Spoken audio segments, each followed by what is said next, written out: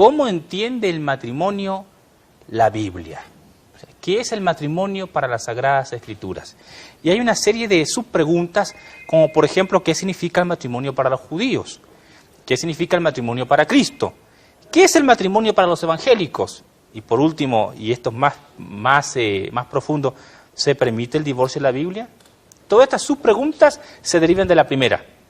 ¿Cómo entiende el matrimonio la Biblia?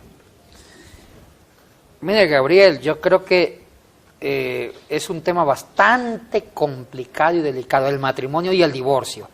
Cuando se habla del matrimonio, hay una subpregunta que viene de cajón. El divorcio. El divorcio. Y mire, a mí los pastores me han bombardeado con esta pregunta. ¿Se puede un cristiano volver a casarse? ¿O un pastor? Uno que ejerce el ministerio. Yo creo que así como va este programa, es capaz que sean 2 programas sobre ese tema. Veamos. Sobre el matrimonio y sobre el divorcio, porque yo creo que hay que aprovechar ahorita para contestar esta pregunta a tantos pastores que me han hecho la misma pregunta del divorcio. ¿Qué dice la Biblia sobre el divorcio? ¿Sobre el nuevo matrimonio? Entonces yo creo que, bueno, vamos a ver cómo está el tiempo. Correcto. Y si alcanzamos en este programa, contestamos, y no, de pronto el próximo seré un complemento sobre el tema del matrimonio, que es muy importante, porque el matrimonio es un tema extremadamente importante. Correcto. Decía un profesor mío, una de las preguntas más importantes en la vida de un ser humano es ¿con quién me casaré? Porque una mala decisión, escoger mala pareja, te destruye tu vida, el resto de tu vida, y te marca. Correcto. Entonces, la pregunta que esta persona nos envió fue ¿cómo entiende el matrimonio en la Biblia? Y de ahí pues se desprende una subpregunta. Comencemos, Yatensi. ¿Qué significaba el matrimonio para los judíos? El matrimonio era un contrato social. O sea, empecemos por ahí. ¿Igual que hoy o no? En cierto sentido, sí. Mire, esto es algo muy importante y aquí vamos a derribar mitos sobre el matrimonio. El matrimonio no estaba dentro de la institución sagrada. O sea, que el matrimonio no se daba desde una perspectiva religiosa. Oiga, qué increíble esto. Para los judíos el matrimonio tenía una perspectiva civil, porque era un contrato conyugal, un contrato social. Pero usted dijo, adquirir la patria potestad de la mujer. Pero tú dices al principio de que no hay una intención sagrada acá. ¿No es Dios el que instituye el matrimonio? Mire, esto fue más en el Nuevo Testamento. Sí. Resulta que los judíos, habían temas judíos que eran temas sagrados, como la escuela de profetas, el sacerdocio y los levitas, eran instituciones sagradas. Pero habían temas que eran más institución secular, más de compraventa. El matrimonio tenía un carácter de adquirir la patria potestad que el hombre adquiría de la mujer. ¿Por qué? El Antiguo Testamento está en un ambiente, en un contexto de la poligamia. Ajá. La poligamia fue una institución muy antigua de los antiguos orientales, donde un hombre podía tener varias esposas. Entonces, esta tradición de la poligamia es mucho más antigua que los propios israelitas. Claro, porque los judíos la heredan de otros pueblos circundantes a Israel.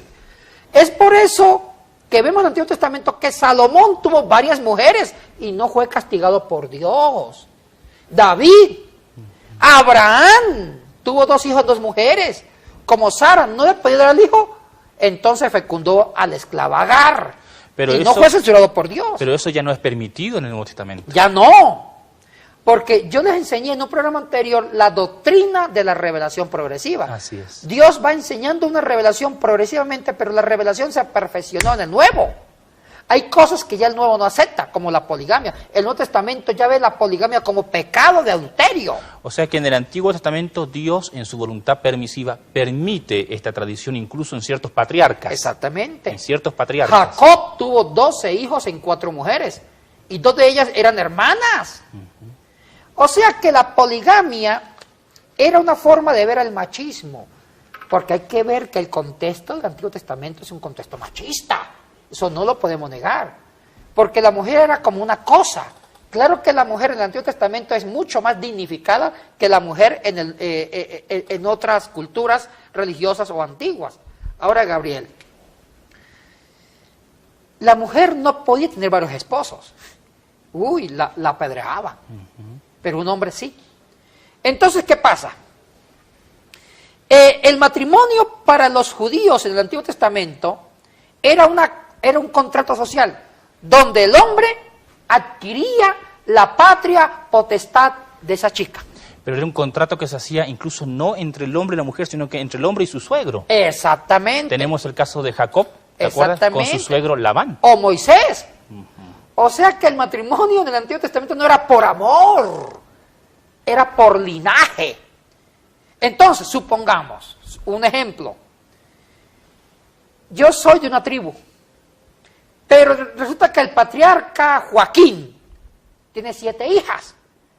Y yo quiero emparentarme con Joaquín, porque si tengo un parentesco con Joaquín, casándome con una de sus hijas, yo puedo ser el futuro patriarca de esa tribu o de ese clan.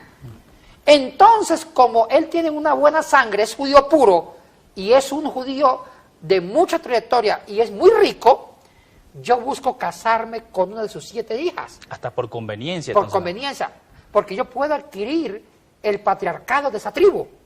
Al ser su yerno, como pasó con Anás y como pasó con el sumo sacerdocio.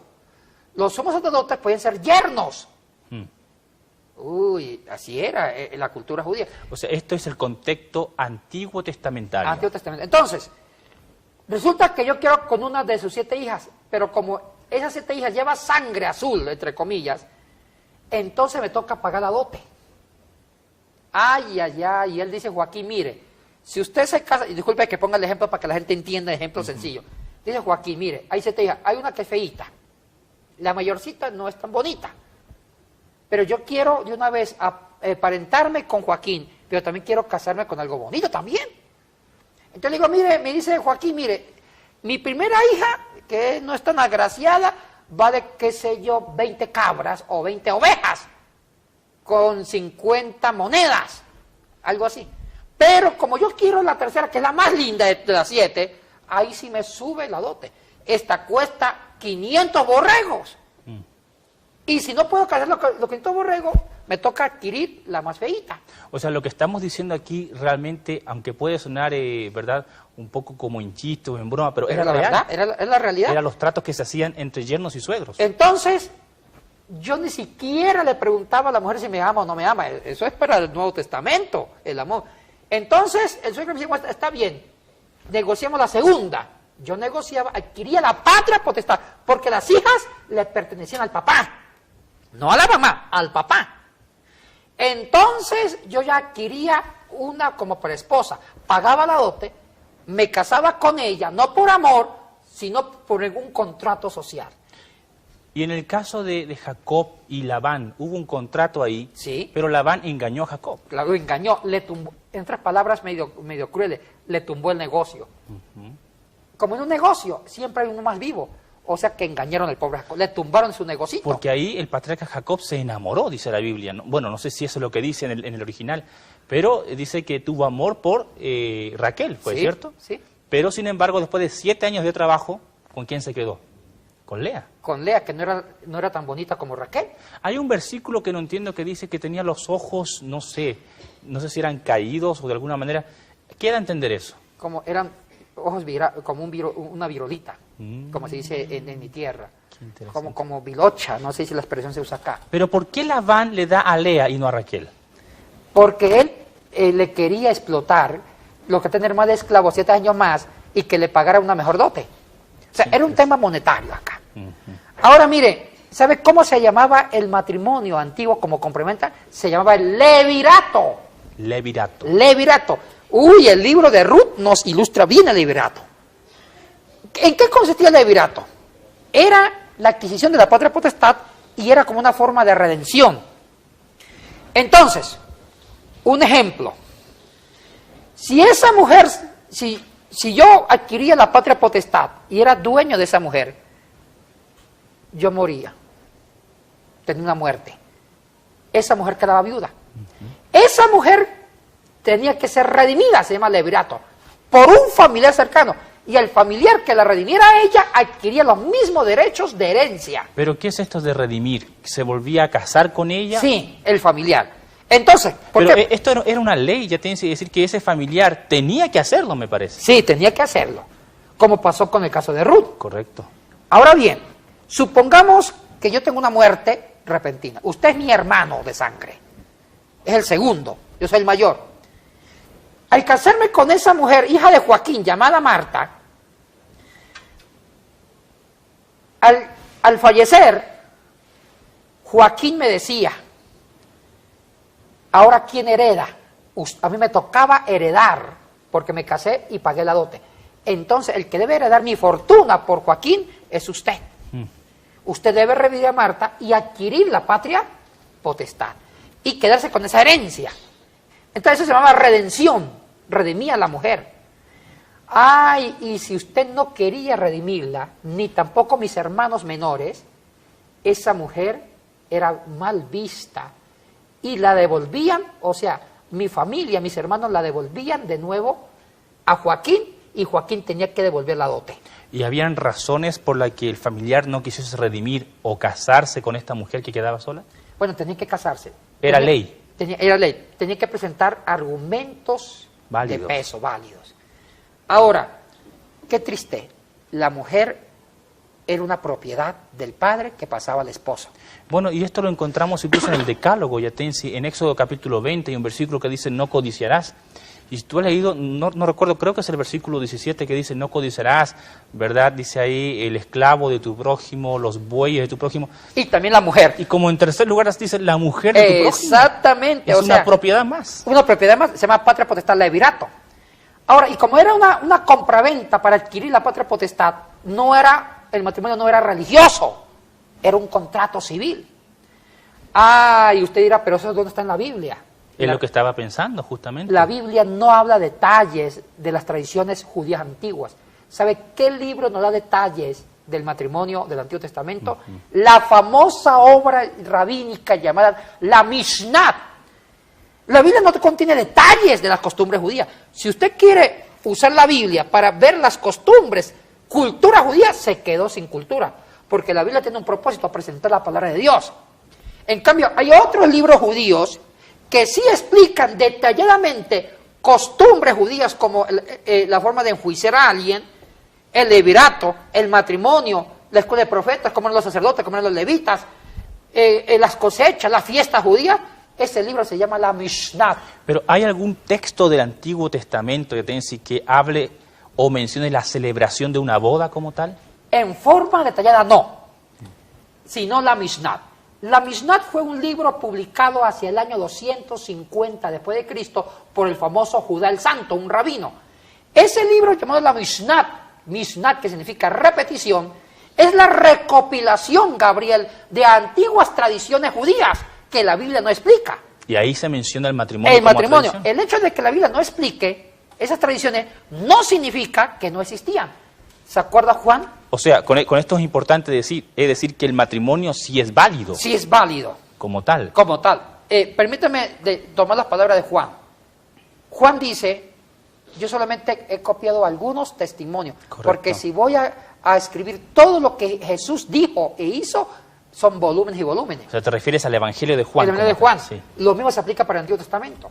O sea que el Antiguo Testamento no explica todas las tradiciones, sino que tiene un propósito, mostrar los testimonios que hablan de la revelación de Jehová, de Dios. Entonces, la Mishnah habla de todas las tradiciones que la Biblia no explica. Un ejemplo, Pentecostés. La Pascua. La Pascua son unos versículos en Éxodo, donde comieron el corderito de pie y apurado y se fueron rápido a la liberación, a cruzar el Mar Rojo. En cambio, en la Mishnah hay 100 páginas sobre la Pascua, en el Tratado de los Pesajín. Lo mismo que el matrimonio. El matrimonio tiene más de 50 páginas explicando con detalle de cómo era el proceso del matrimonio que adquiría la patria potestad de la mujer. Y más, eran 2 etapas del matrimonio según la Mishnah. La primera etapa eran los esponsales, donde todavía el hombre no tenía relación sexual con la mujer. Era como el precontrato. ¿Es como una fiesta, ya te decía? Una fiesta. Esa es la fiesta que está hablando en la boda de Caná, Ajá. en Juan. Justo en una fiesta de esponsales. ¿Y esos esponsales cuánto tiempo duraba más o menos? Mira, la ceremonia duraba 7 días. 7 días de fiesta. Sí. Era como un precontrato. Después del precontrato, el hombre comenzaba a evaluar la cosa que adquiría, o sea, la mujer. La estudiaba, era como un noviazgo. Esto equivale a nuestros términos de hoy como el noviazgo. Un noviazgo de 7 días y con todos los parientes 7 mirando. días era la ceremonia. Ese esponsal duraba meses, donde el hombre comenzaba a analizar a la mujer. ¿Era como cortejar a la mujer? Cortejarla, no era enamorarla, no, sino ver si el producto que va a adquirir no estaba defectuoso. Y yo sé que puede sonar fuerte para nuestros amigos televidentes lo que estamos diciendo con estos términos, producto, objeto, cosa. Nosotros siempre hemos dignificado a la mujer con el pastor Es que Yatensi, así era el Antiguo pero Testamento. así era el Antiguo Testamento y las leyes de los judíos como tal. O sea que durante estos meses que habían estos esponsales, esta observación, la mujer era analizada como un producto más. Exactamente. Entonces, cuando pasaban los esponsales, ahí el hombre la adquiría todos los derechos que tenía el papá de la chica, y se llamaba la patria potestad, la adquisición de la patria potestad, el levirato. O sea, después que había este periodo de observación, recién venía el contrato como El contrato. tal. Antes él estaba mirando lo sí. que iba a adquirir. O sea que el matrimonio nunca se vio como un sacramento, en la Iglesia Católica lo ve como un sacramento, o como una ordenanza, como algo sagrado, no. Eso fue ya en el Nuevo Testamento. Ay, qué lindo Dios. Dios con Cristo ya corrigió, porque la mujer en el Antiguo Testamento no era vista como... Una no cosa. No tenía los mismos derechos que el hombre. Y es más, aquí nació la facultad del hombre de romper ese convenio. Se llamó el divorcio. O sea que el hombre podía divorciarse de la mujer. Una explicación jurídica. El término divorcio no es un término del Antiguo Testamento. El término divorcio es un término mucho más moderno, más inclusive del Código Civil romano. ¿Sabe cómo se llamaba para romper, para dejar a la mujer? Se llamaba el rompimiento de la patria potestad del contrato. El hombre rompía por causales. Habían causales de divorcio. Bueno, usemos la palabra divorcio para que la gente entienda. Pero me gustaría que el tema del divorcio lo podamos dejar al último, porque me parece que el tema está bastante bueno y para que te puedas explayar con más libertad al respecto. Vamos con los esponsales. Dijimos que había un periodo de observación como tal. Luego de eso recién venía el contrato, que es la fiesta en sí. El propio matrimonio. Y el matrimonio como ceremonia, ¿cuántos días duraba? ¿O un día solamente? No, también duraban varios días de celebración, como también otra semana más. Y ahí era que el papá entregaba oficialmente la hija al que adquiría la patria potestad. Porque ese hombre, si el papá se moría, ese hombre podía adquirir los bienes del patriarca, del papá, no la chica. La chica no heredaba nada, heredaba el yerno. Una pregunta me hizo una persona que me abordó en la calle y me preguntaba respecto a este pasaje de Jacob. Vuelvo otra vez, Jacob, Raquel y Lea. Dice que en la noche de bodas, recién al día siguiente, se da cuenta que se había casado con la primogénita, con Lea, y no con la que él quería, Raquel. ¿Cómo así? ¿No la vio? Bueno, eso fue una viveza del papá. Lo estafó en el negocio. Pero ¿cómo él no se dio cuenta en la noche de bodas? ¿Por qué no se dio cuenta? Bueno, porque las mujeres cuando se casaban ya, estaban con velo tapada. Ya. Entonces, no le pudo ver el rostro, porque la costumbre judía es que la mujer estaba tapada, cubierta. Y no era una costumbre judía, era una costumbre oriental. Correcto. Fue por eso que el patriarca Jacob no pudo ver entonces. No pudo verla. Ahora, Gabriel, mire, increíble, y vuelvo a recalcar, el matrimonio en el Antiguo Testamento no era religioso, era la adquisición de la patria potestad. Hay el divorcio. No sé, podemos separar el divorcio según el Antiguo Testamento y el divorcio según Jesucristo. Yo quisiera que fuéramos ahora a lo que habíamos dicho, que era qué significa el matrimonio para Cristo como tal. Porque ya hablamos del Antiguo Testamento y de los judíos, pero ahora para Cristo, ¿sigue siendo lo mismo? ¿Dignifica a la mujer? ¿Dignifica el matrimonio? Sí. Para responder esa pregunta, leamos Mateo capítulo 19. ¿Cómo no? Mateo 19, versículo del 1 al 12, es un texto donde Cristo da su opinión sobre el matrimonio. ¿Lo leemos? Sí, sería bueno leerlo.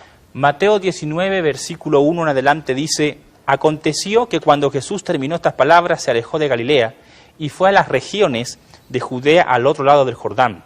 Y le siguieron grandes multitudes y los sanó allí. Entonces vinieron a él los fariseos tentándole y diciéndole: ¿es lícito al hombre repudiar a su mujer por cualquier causa? Él, respondiendo, les dijo: ¿no habéis leído que el que los hizo al principio, varón y hembra, los hizo?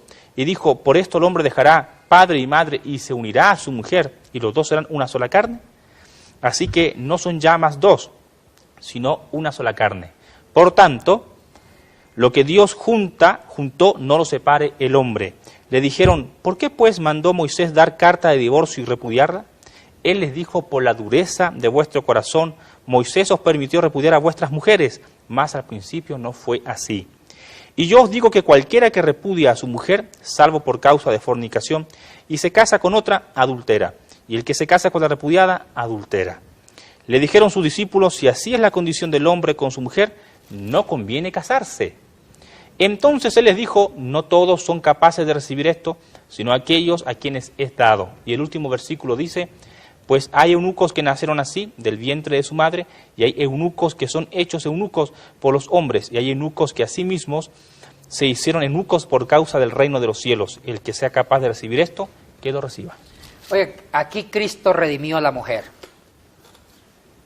Porque resulta que en el Antiguo Testamento y en los tiempos de Jesucristo habían varias causales para romper el contrato conyugal, que no era un contrato con el cónyuge, sino un contrato con el patriarca, con el papá de la chica. Romper ¿cómo se dice?, el convenio, el contrato de compraventa, de la adquisición de la patria potestad a través de una dote. Y habían dos escuelas, Gabriel, en los tiempos de Cristo, que hablaban de las causales del rompimiento del matrimonio, como decir ahora divorcio. Habían dos escuelas de abogados, de escribas que habían legislado. ¿Cuántas causales podían haber? ¿Saben cuáles eran las dos escuelas famosas? La Shammai y la Jalei.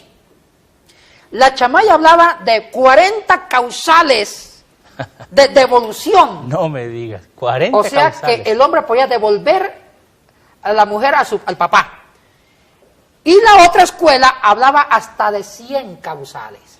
Todo esto en el tiempo de Cristo. En el tiempo de Cristo. Entonces, ahora sí, hablemos de unas causales. ¿Cuándo se podía romper el contrato de devolver a la mujer al papá? Decir, me siento estafado por el negocio que hice. Una de ellas, que la mujer era estéril. Si la chica salía estéril, era una causal en las dos escuelas, en la Shammai y en la Jalai, para devolverle y decir, mire, su producto, mire, señor patriarca, este producto no vale porque su hija es estéril. Por favor, devuélvale la dote. Esa es una causa. O sea que el que hacía el contrato podía pedir que le devolvieran lo que había. Sí, de acuerdo cómo se sentía.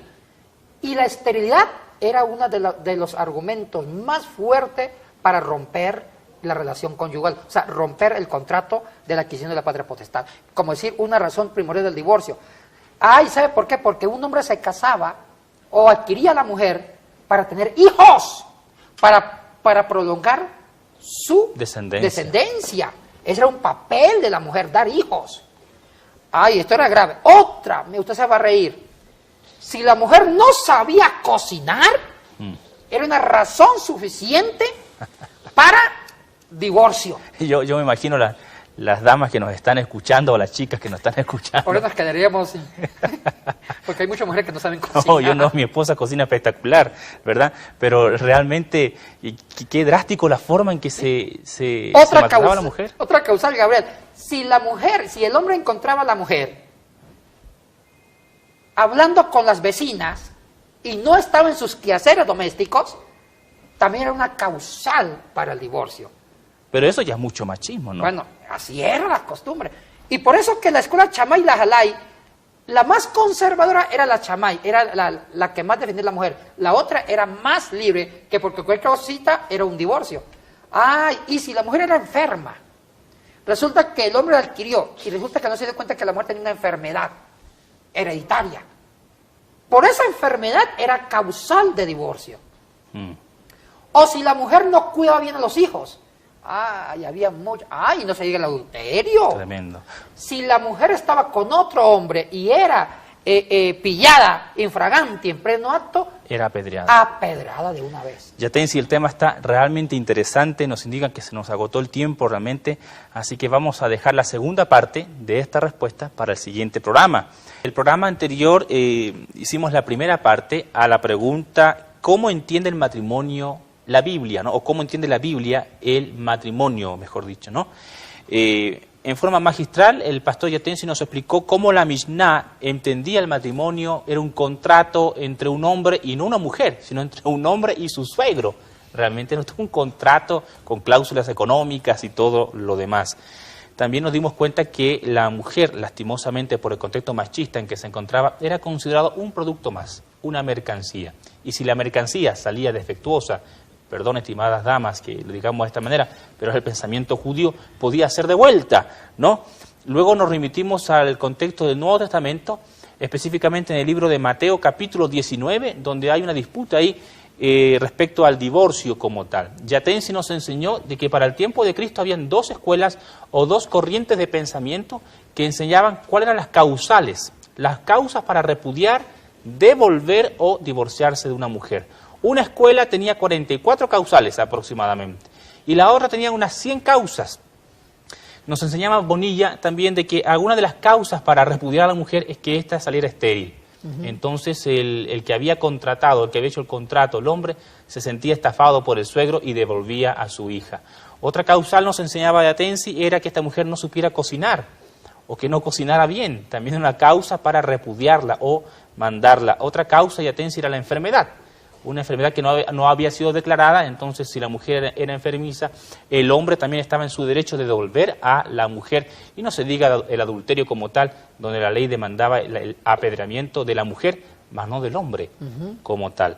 Ese es un resumen a grosso modo del programa anterior, y hoy seguimos con esto de cómo entiende la Biblia el matrimonio. Hoy nos vamos a enfocar en cómo Cristo dignifica el matrimonio y qué también es el divorcio como tal. Yatensi. Ahora, una cosa que precisamos también, Gabriel, es que también el matrimonio en el Antiguo Testamento no era algo sagrado y no era algo religioso, era algo más civil. Era el levirato, la adquisición de la patria potestad que hacía el yerno al emparentar con el yerno, con el suegro a través de una hija. Entonces, todo eso lo estuvimos hablando. ¿Cuándo se vuelve ya sagrado el matrimonio? Ya con Jesucristo. Ahora, hay un texto muy importante que usted lo leyó. Sí, antes que eso, o sea que es Cristo, es el que hace sacro, el que sacraliza el matrimonio. Fue la iglesia primitiva que empezó a institucionalizar el matrimonio como un sacramento. Pero Cristo lo dignifica, entonces, lo dignifica. Lo lleva a otro nivel. Exactamente.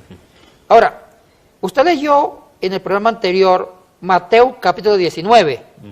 Correcto. En los versículos 1 al 12, donde es un texto que nos da algunas pistas sobre un tema tan candente que es el divorcio. Y de una vez voy a contestar esa pregunta que muchos de ustedes me lo han hecho en iglesias, en convenciones, en clases, si el divorcio está permitido, si un hombre se puede volver a casar o una mujer, todo esto. Entonces vamos a responder acá. Empecemos a hacer una exégesis del versículo 1. Vamos a leer. Sí. Mateo 19, versículo 1 dice: aconteció que cuando Jesús terminó estas palabras, se alejó de Galilea y fue a las regiones de Judea, al otro lado del Jordán. Ya, aquí se está yendo a Judea, a Palestina. Sigamos con el versículo 2. Versículo 2, y le siguieron grandes multitudes, y los sanó allí. El 3. Entonces vinieron a él los fariseos, tentándole y diciéndole: ¿es lícito o es permitido al hombre repudiar a su mujer por cualquier causa? Hay un ratito, Gabriel. Resulta que los fariseos son hijos de su contexto. En ese contexto habían dos escuelas. Dos corrientes de pensamiento. Que hablaban sobre el divorcio, la chamay y la halay. Inclusive la mínima eran 40 causales, la otra tenía 100 causales de posible motivo de divorcio. O sea, una escuela decía que habían 44 posibilidades para divorciarse. Sí, y la otra 100. Y causal es como decir el hecho de ser estéril, No saber cocinar. no saber cocinar, de ser chismosita la mujer, no estar cuidando los hijos, todo eso era causal. Y vemos el contexto. Los fariseos le están preguntando a Jesús, mire maestro, ¿usted con cuál de las dos escuelas se queda? ¿Cuál era el propósito de los fariseos al tentar a Cristo para que se ubicara en una de estas escuelas? O sea, ellos querían saber la opinión del maestro. Ellos querían saber Jesús en cuál de las dos escuelas se alinea. ¿Cuál de las dos escuelas apoya? Ese fue el tenor de la pregunta. Y mire lo que responde Jesucristo en el versículo 4. Tenga la bondad. Él, respondiendo, les dijo, ¿no habéis leído que el que los hizo al principio, varón y hembra los hizo?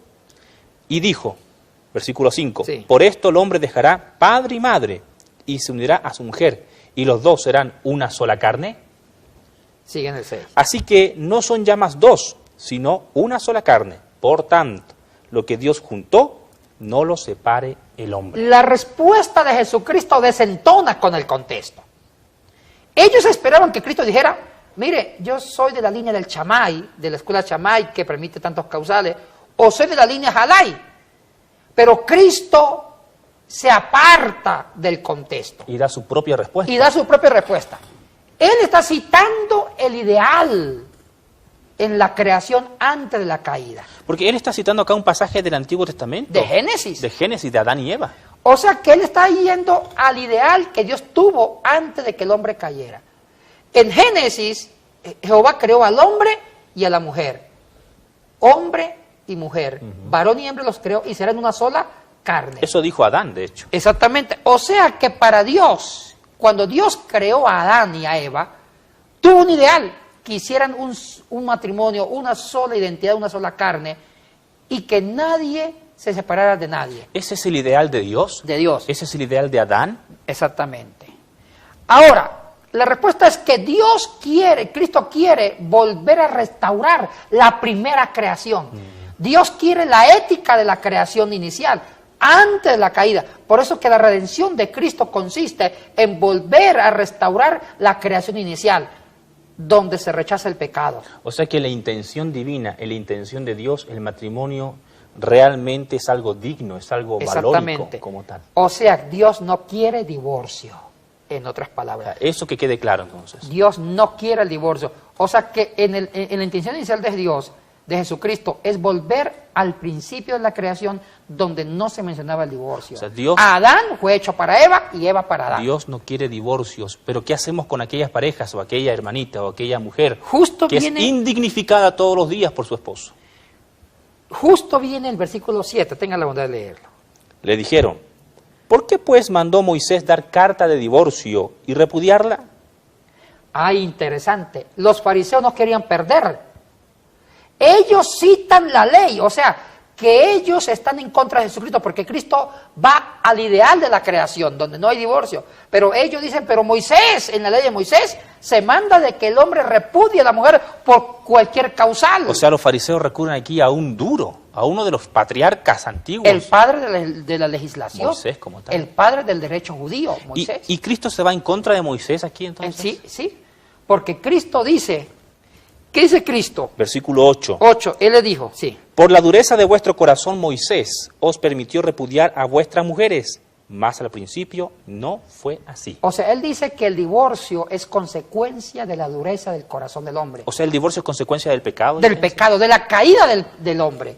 Entonces, al caer el hombre, Moisés le tocó tratar de legislar en base a una naturaleza depravada del O sea, hombre. como legislador que era Moisés, ¿verdad? Tuvo que hacer un arreglo, poner un parche ahí, ¿verdad? A la herida que estaba latente de la caída de Génesis capítulo 3. Claro. O sea, que Moisés legisla sobre la caída. Moisés pone leyes en base a una naturaleza depravada humana. O sea que no hubo mala intención en Moisés al No, respecto. no. Pero Cristo insiste que antes no era así. Varón y hembra los hizo. O sea que Cristo destruyó todas las causales de divorcio que habían puesto tanto las escuelas Chamay como las Jalay. O sea, tú estás diciendo que a Cristo, vamos a decir, le valía un bledo realmente las 44 causas de una escuela y las 100 y pico Sí. causas de la otra. Las aniquiló. Ahora se entiende por qué lo mataron a Jesucristo. Porque Jesucristo está dignificando a la mujer. La mujer vale como el hombre. Por eso, dejará el hombre a su padre y a su madre.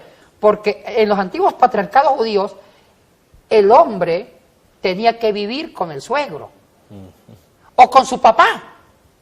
Y la mujer tenía que acomodarse donde iba el hombre. Entonces aquí dice Cristo, dejará el hombre a su padre y a su madre y se unirá y será una sola carne. Qué interesante lo que tú estás diciendo, porque yo siempre había escuchado este dejará padre y madre desde el aspecto más bien pastoral o en consejería cristiana, que está muy bien, es muy válido, pero tú lo enfocas desde el punto de vista histórico como tal. O sea que en la antigüedad el esposo debe vivir con su suegro en su clan o con su padre como tal. Pero aquí dice que Cristo dice, no es así. Ahora usted vivirá con su mujer. Exactamente. O sea que la mujer para Cristo tiene el mismo valor incluso que el suegro o el padre. Exactamente. Ahora se entiende por qué mataron a Jesucristo, porque destruyó las antiguas tradiciones pecaminosas que arrastraba la cultura judía. Pero esto es muy radical para ese tiempo, ¿no? Por eso quizás a Cristo podrían tacharlo o de un loco o de un visionario como tal. Por lo que él dice es completamente radical para eso. O sea que Cristo desbarató las causales de divorcio que eran tantísimas en aquel entonces.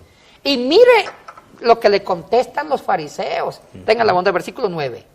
Y yo, no, perdón, Jesucristo mismo, Cristo sigue insistiendo o sea que el fundamento que de la no hay respuesta. divorcio. Sí. Y yo os digo que cualquiera que repudia a su mujer, salvo por causa de fornicación, o sea que si hay excepciones, ya te Hay una excepción que yo lo voy a explicar. y se casa con otra, adultera, y el que se casa con la repudiada, adultera. Aquí quiero que seamos, que tú seas bien profundo en esto, porque alguien podría estarse haciendo la idea de que no hay divorcio. No hay divorcio, pero Cristo dice, pero hay una excepción. Sí, una excepción. Ahora, pero mire, en el versículo 10, ya voy a profundizar, en el versículo 10, los discípulos se quedan tristes. Así es. Porque ellos estaban acostumbrados a la cultura judía. Si esta mujer me salía enferma, o estéril, O si no me chismosita, gustaba. o no sabía cocinar, la cambio, me deshago del convenio, del contrato con el papá, la devuelvo y consigo otra. Y mira lo que dicen los discípulos. Versículo 10 para que nos sigan los televidentes. Si así es la condición del hombre con su mujer, no conviene casarse, dijeron los discípulos. Sí. ¿Para qué nos casamos si vamos a estar sujetos a la misma? Oiga, ¿por qué no? Uy, Cristo, ¿cómo dignificó a la mujer? Pero vayamos al versículo 9. Con el versículo 9 ya respondo la pregunta. ¿Habrá divorcio? Ahora sí. Jesucristo da primero que hay una ley para Cristo. Lo ideal es que no haya divorcio. El ideal divino. El ideal divino. Un hombre y una mujer juntos por siempre. Para siempre. O sea, el matrimonio no debe tener separación. Ese es el ideal de Jesucristo. Pero Cristo, como un gran conocedor de la naturaleza humana, siempre el ser humano va a tener problemas. Da una ventanita de escape. ¿Cómo la da? Por nuestra propia pecaminosidad. Exactamente. Él dice, a no ser por causa, dice, salvo por causa de fornicación. Pero ¿no crees tú que esa ventanita, esa excepción es muy limitada? Ya te decía, para todos los casos que como tú como pastor conoces, como yo conozco, por ejemplo, una mujer que es golpeada todos los días físicamente por su esposo. Vamos a decir que él nunca ha fornicado, vamos a decir que él nunca ha mirado a otra mujer, vamos a creer que él nunca ha sido infiel, que él nunca, ¿verdad?, ha tenido relaciones sexuales con otra mujer, pero es una bestia con su mujer. La golpea en el piso, le escupe, la humilla. Él no está fornicando. Entonces, si vamos a tomar eso, que sigan casados por el resto de la vida. Aquí está un problema de traducción, hay una muy mala traducción acá. La palabra fornicación la entendemos en cuanto a adulterio. Físico. Solamente en el campo sexual. Exacto. Que el hombre o la mujer le traicione a su cónyuge con otra mujer o con otro hombre. No, en griego no es así. No, Gabriel. En griego la palabra que se usa en los manuscritos más antiguos, el texto en griego es porneia. ¿Tiene algo que ver con pornografía? Exactamente, con pornografía. La palabra fornicación en griego es porneia. Y porneia no solamente se refiere al aspecto sexual. No, Gabriel. Claro, es uno de los aspectos, pero tiene una connotación mucho más profunda, más amplia. Porneia para los griegos significaba inmoralidad en la conducta, desviar la conducta sana. O sea, que porneia significa una descomposición de la psicología humana. Es importante que presten atención a lo que estamos diciendo acá. Entonces, fornicación no es solamente el aspecto sexual, No, sino va no. mucho más allá. La Repítanos. palabra porneia es una descomposición de la conducta humana que puede generar un mal hábito en la sexualidad, Como en otros. como en otros. O sea, una descomposición de la psicología puede generar masoquismo sexual o abuso sexual. O sea que la parte sexual, la mala práctica sexual, o estar con otra mujer o con otro hombre, es la consecuencia de algo más profundo. O sea que porneia aquí no solamente es ser infiel en el aspecto sexual. Uno puede ser infiel al dignificar a su mujer, maltratándola psicológicamente, diciéndole que es tonta, que Mire, no sirve. La Iglesia Católica hay algo que ha hecho bien. En el derecho, por eso que la Iglesia Católica no ha permitido a buenas a primera el divorcio. Es muy radical en ese Es aspecto. muy radical. El que se casó, se casó. Pero sí da una ventanita al divorcio. Y ellos no llaman divorcio, sino nulidad. Así es. Ellos no aceptan el divorcio, ellos lo que aceptan es la nulidad. En el derecho canónico, ellos tienen un derecho que se llama el derecho canónico, ahí habla de las causales para anular un contrato conyugal. ¿Cuáles son? No hablan de divorcio, porque el divorcio es aceptar que estuvieron legalmente casados, sino de nulidad, al decir que nunca estuvieron casados. Entonces, ellos han hecho una exégesis de este versículo y hablan de 4 causales. Ya no son 44 ni 100, ahora son 4 4 según causales, la Iglesia Católica. según el término de porneia, que se llama, lo que en griego se llama una descomposición de la conducta. ¿Cuáles son las únicas 4 causales? Que se hayan casado bajo engaño, Ya. que el hombre decía llamarse Juan Pérez, pero resulta que era Pedro. Al engañar a la mujer, y la mujer se dio cuenta que el hombre no era el hombre con que se casó inicialmente, tenía otra identidad, eso ya es una causal Primera causal. para una nulidad. Porque para la Iglesia Católica el matrimonio debe ser en plena libertad y en plena conciencia, 2 conciencias mutuas que se unen. Correcto. Bajo una libertad y bajo la verdad. Correcto. Segunda causal, que el hombre y la mujer estén locos. Tengan una enfermedad mental de psiquiatría que el hombre o la mujer no detectaron en el otro. O sea, no hablamos de locos de amor. No. No, sino de enfermos O sea, mentales. y ahí genera la violencia, que la mujer se dio cuenta que ese hombre era un psicópata, se casó con un psicópata, como usted estaba diciendo, que le pegaba, la maltrataba, humillaba a sus hijos. Para la Iglesia Católica, si eso se comprueba, es causal de nulidad. Perfecto. Ahí le responde su pregunta. Correcto. O sea que si un hombre es loco, maltrata a la esposa, la palabra porneia le cubre. Porque Cristo no dijo esto en español. Cristo nunca dijo fornicación en español. Cristo lo dijo en griego, porneia. Que lo traduzcan como fornicación, qué culpa que la traducción sea mala. Correcto. Porque porneia significa descomposición de la conducta. O sea que si el hombre le pega, significa que está loco. O sea, ya tenemos 2 causales, ¿cierto? Eso en el Código de Derecho Canónico Católico que me parece bastante viable. ¿Cuál es la tercera causal? La tercera causal es, y esta es interesante y es muy importante, es bajo presión. Supongamos que el suegro le puso una pistola al hombre, usted se me casa con mi hija, y si se descubre en derecho canónico que el hombre o la mujer se casó bajo presión, es motivo para Wow. una nulidad. ¿Y la cuarta causal? La cuarta, bueno, la cuarta no la tengo muy bien clara, pero tiene que ver con descomposición en la sexualidad. Ok. Ya. 4 causales en el derecho canónico católico. Sí. Y para nosotros los cristianos evangélicos, ¿cuáles son las causas? Tenemos causales, primero que nada. ¿Habrá un documento, un manuscrito que nos diga, mira, por estas causas se puede divorciar la Mira, a mí me preocupa mucho en otras iglesias. Cristo sí dio esperanza de nulidad o de divorcio. Por porneia. O sea, si un cristiano, un pastor, una pastora, y el cuarto, ahora sí me Se acordé, acordó, ya. tiene que ver con la homosexualidad o lesbianismo. No me diga. O sea, si un hombre se casó con una mujer y pensaba que era bien mujercita, y ve que la mujer ama a otras mujeres sexualmente, eso es motivo de nulidad. Porque un matrimonio es heterosexual según las Escrituras. Entonces, la Iglesia Católica en ese sentido ha sido muy radical 4 causales. de no permitir hasta el día de hoy el matrimonio. Pero nosotros los evangélicos yatenses entonces no tenemos un manual que nos diga cuáles son las causales del divorcio. Creo que no. No. Ahora, yo creo que esta palabra, bien estudiada, la palabra porneia, ya nos da una pista. O sea que no es tanto por una fornicación porque existe el perdón, Si una mujer traicionó al hombre o a la inversa, yo creo que el perdón de él hacia ella, de ella hacia él, puede restaurar el matrimonio. Hay casos de muchas infidelidades que se han restaurado el matrimonio. Es más que una fornicación, es una descomposición psicológica. O sea, que si en un matrimonio cristiano el hombre o la mujer maltrata a su cónyuge violentamente, ya es una causal para un divorcio. Pero nosotros siempre apuntamos a la restauración, Exactamente. ¿verdad? Más que nada, más que de una vez decir es causal de divorcio y pastor, ayúdeme para divorciarme de mi esposo o mi esposa, apuntamos a una restauración como tal. Pero ¿qué pasa cuando no hay intención en uno de los cónyuges en buscar el perdón de la restauración? ¿Qué pasa cuando se insiste todos los días en esto? Todos los meses y por años. Cuando viene incidencia ya es motivo de divorcio. Es motivo de divorcio. Pero siempre se debe luchar por no tratar de acceder a un divorcio fácilmente. Hay que luchar por reintegrar la familia y por unir en lugar de separar. O sea que Cristo sí dio una ventanita de causales de separación, pero como ya cuando ya la conducta está bien descompuesta. Pero Cristo insiste, al comienzo no era así. Dios no permitió el divorcio.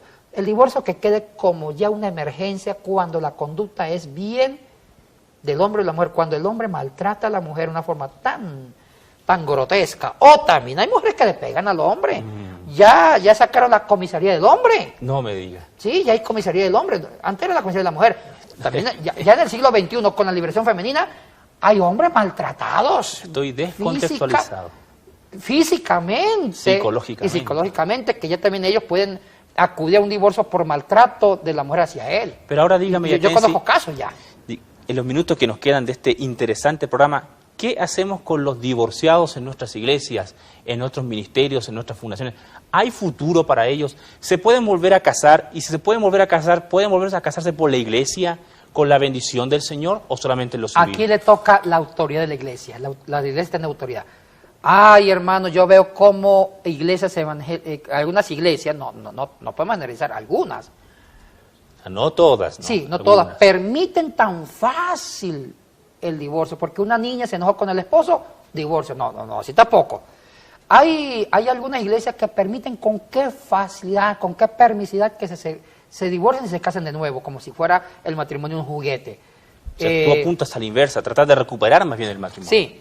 Ahora, yo sí estoy de acuerdo con el divorcio. Sí, Gabriel. Usted como pastor y como Sí, exégeta. pero, aquí hay un pero. Y por que sea tan claro, yo sí estoy de acuerdo con el divorcio porque Cristo lo dijo, a no ser por causa de pornella. Pero con una gran responsabilidad y seriedad de la iglesia local. O sea, que el pastor, cuando un pastor permite un divorcio y permite que esa persona se vuelva a casar, él debe dar un seguimiento profundo. Debe asegurarse que ese divorcio esté bien justificado bajo todo un proceso.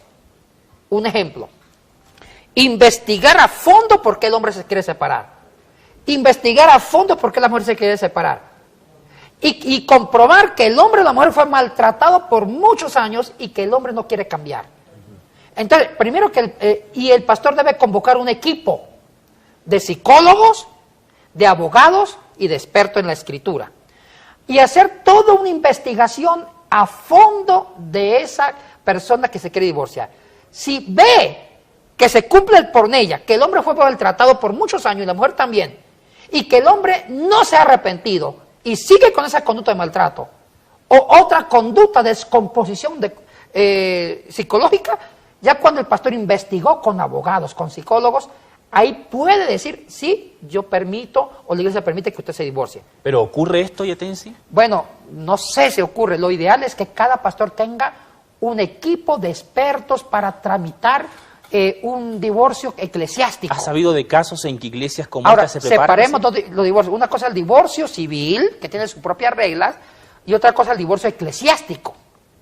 Porque civilmente se pueden separar, porque tienen, siguiendo las leyes de cada país. Correcto. Pero digo eclesiásticamente, o sea, si usted es cristiano evangélico, debe también permitir un nuevo matrimonio o no permitir el nuevo matrimonio o no permitir el divorcio eclesiástico por reglas bien fundamentadas. Yo a eso es lo que apuntaba hace unos minutos atrás.